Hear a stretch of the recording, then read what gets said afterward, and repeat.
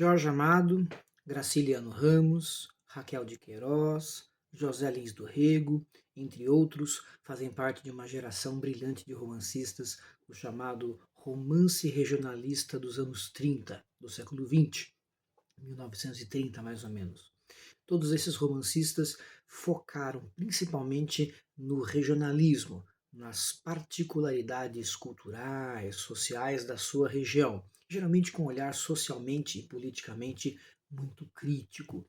E quase todos eles foram do Nordeste. Jorge Amado na Bahia, Graciliano Ramos no sertão nordestino, fizeram obras que são verdadeiramente imortais e carimbam, né, até hoje a visão que nós temos daquela região.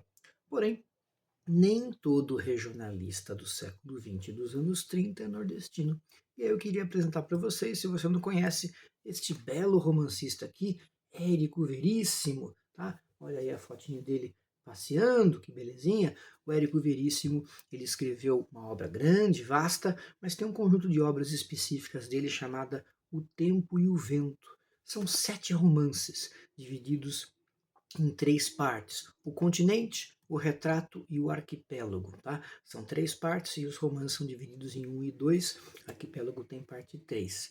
E esses romances são muito bacanas, muito legais, porque retratam desde a formação do Rio Grande do Sul, lá no período colonial, as disputas com a fronteira com a Espanha, depois as disputas com os jesuítas, e aí toda a questão da formação do Rio Grande do Sul até a época do romance, por volta mais ou menos do Getúlio Vargas, que aliás é muito interessante, porque afinal de contas Getúlio Vargas foi, sem dúvida nenhuma, do ponto de vista político, o gaúcho mais importante, e o Érico Veríssimo termina a sua obra analisando exatamente a chegada do poder, né, da capital federal do Getúlio Vargas.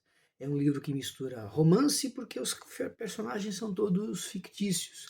Inclusive, um dos romances que está aqui dentro, na verdade, é como se fossem vários romances numa coleção, ficou famoso, talvez você tenha ouvido falar, um certo Capitão Rodrigo, virou até filme, virou até novela. Mas é muito legal como ele mistura personagens fictícios, mas ao mesmo tempo com uma sólida pesquisa histórica e uma sólida visão histórica do seu estado natal, Rio Grande do Sul. Vale muito a pena a leitura e o Érico Veríssimo escreve muito bem, escreve muito gostoso, muito fácil de ler. Nesse ponto ele também combina com o seu outro regionalista, o Jorge Amado. Vale a pena ler Érico Veríssimo.